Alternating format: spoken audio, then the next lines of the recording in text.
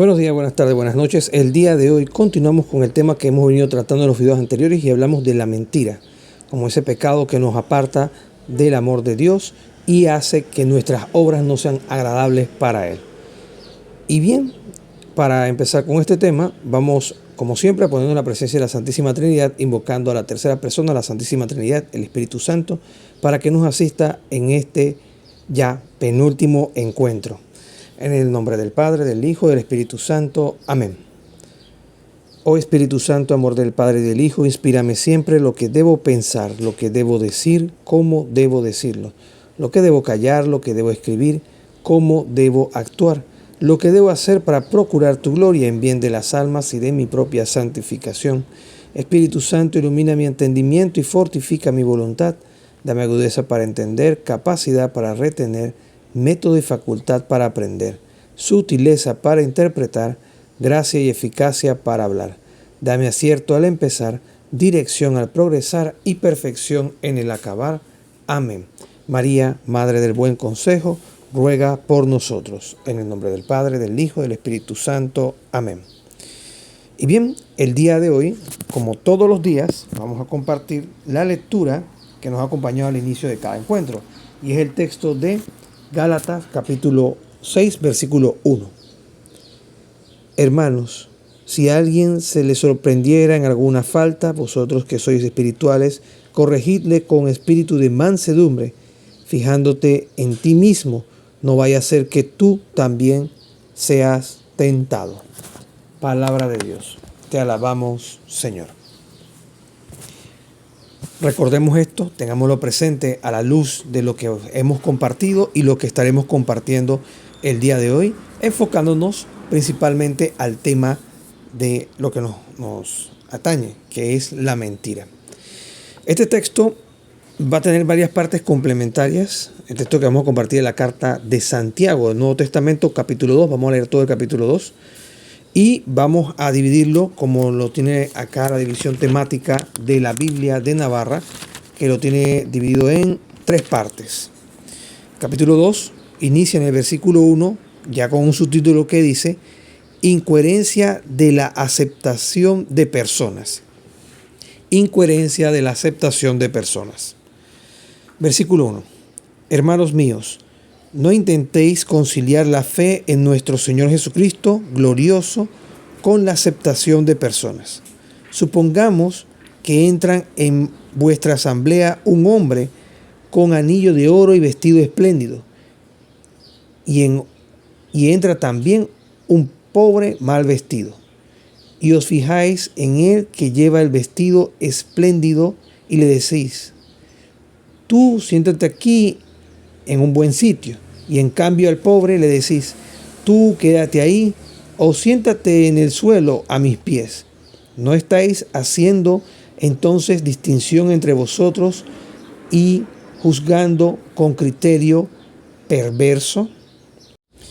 Escuchad, hermanos míos, queridísimos, ¿acaso no acogió Dios a los pobres según el mundo para hacerlos ricos en la fe y herederos del reino que prometió a los que le aman?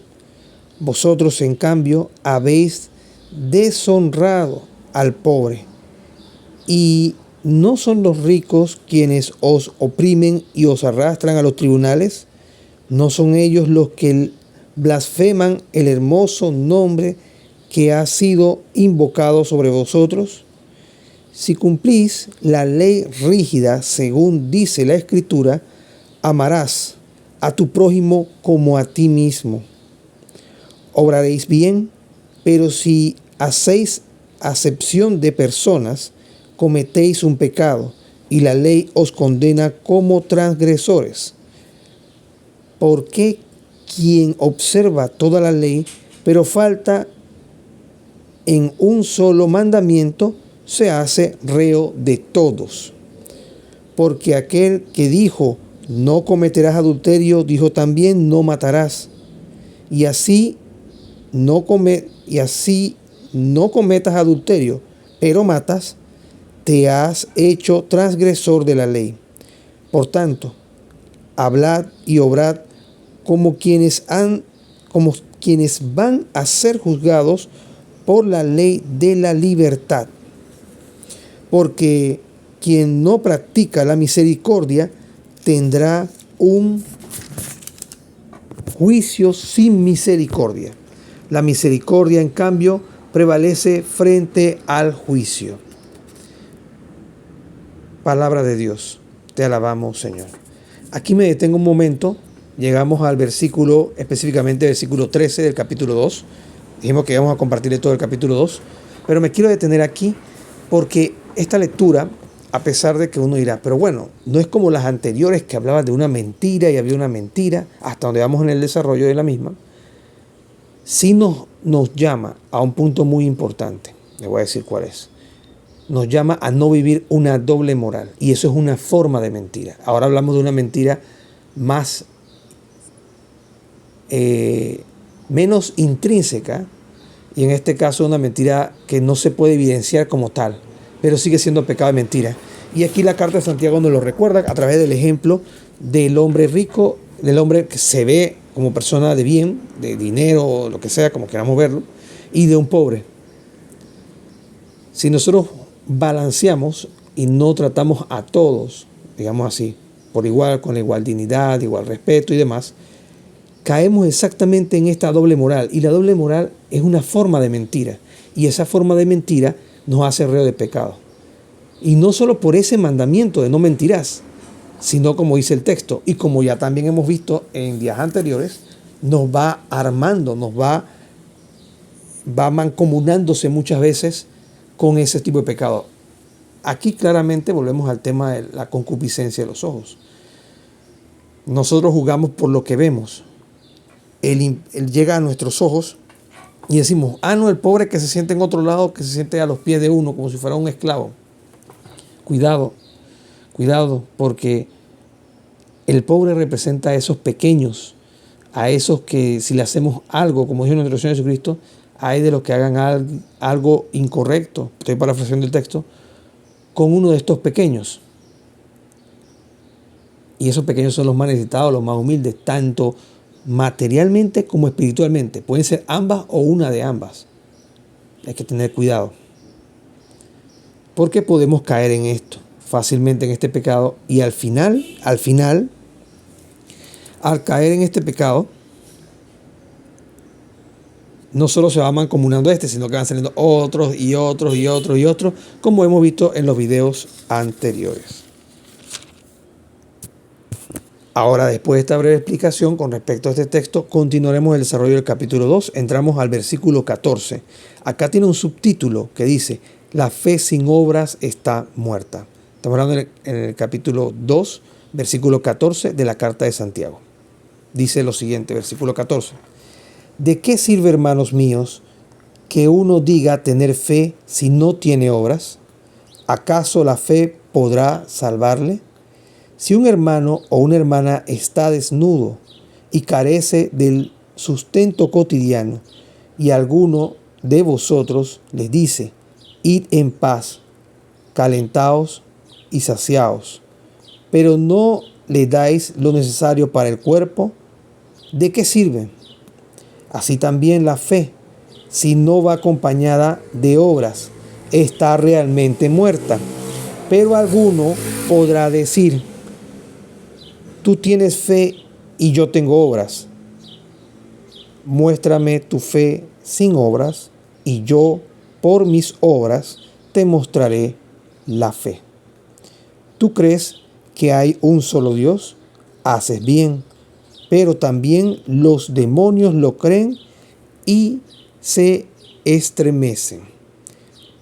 Nos detenemos nuevamente. Palabra de Dios, te alabamos, Señor. Todo esto va conforme a la forma de actuar. Los mandamientos de la ley de Dios, en este caso hablando específicamente de la mentira, nos hacen, no mentirás, no engañarás, y los demás de los 10 mandamientos y los preceptos de la ley de Dios y los profetas, todos esos mensajes no han sido abolidos, sino que Cristo vino a darle plenitud, un sentido correcto, a reorientar lo que ya Dios había comunicado y revelado en el Antiguo Testamento por varios mensajeros. que enviaba para llevar ese mensaje, pero no eran escuchados. Al final vino Cristo, nos redime con su sacrificio en la cruz por amor, y al final nos deja esto, nos deja el sentido correcto. El sentido correcto de las obras. No eran obras por nuestro esfuerzo, son obras que conforme al actuar de la gracia y de la fe que tengamos en Cristo, estas obras sirven y contribuyen para mostrar que nosotros caminamos conforme a la voluntad de Dios. Y ahí viene un punto. La mentira, no mentirás, específicamente hablando del tema de la mentira siempre conduce a obras malas. Pero si no mentimos, eso nos conducirá a ser todo conforme a la voluntad de Dios y para el bien de las almas. Entonces se transforma en una obra buena. Por eso es que le decía, si la obra es mala, no corresponde a la fe de Dios.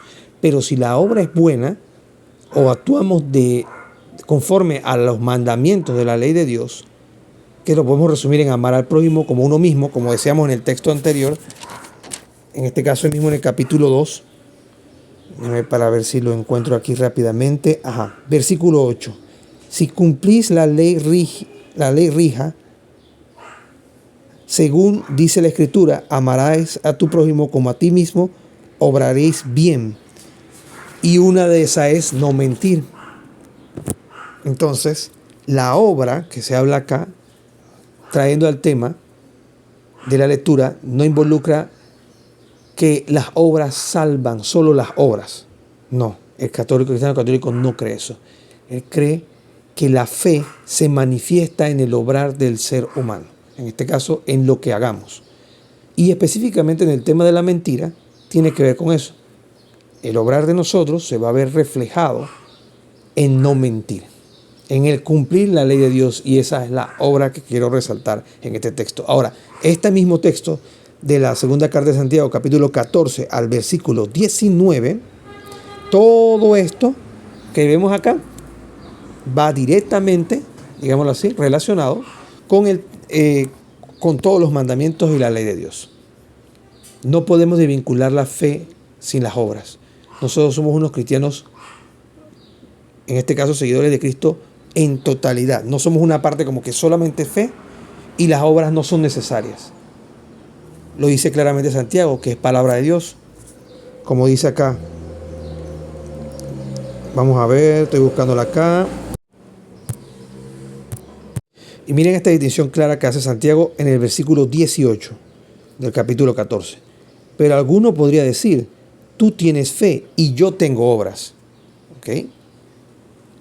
Pero Santiago mancomuna las dos y dice, muéstrame tu fe sin obras y yo por mis obras te mostraré mi fe, por mi forma de actuar, por las cosas que hago, cómo camino, cómo procedo, se ve reflejada la fe.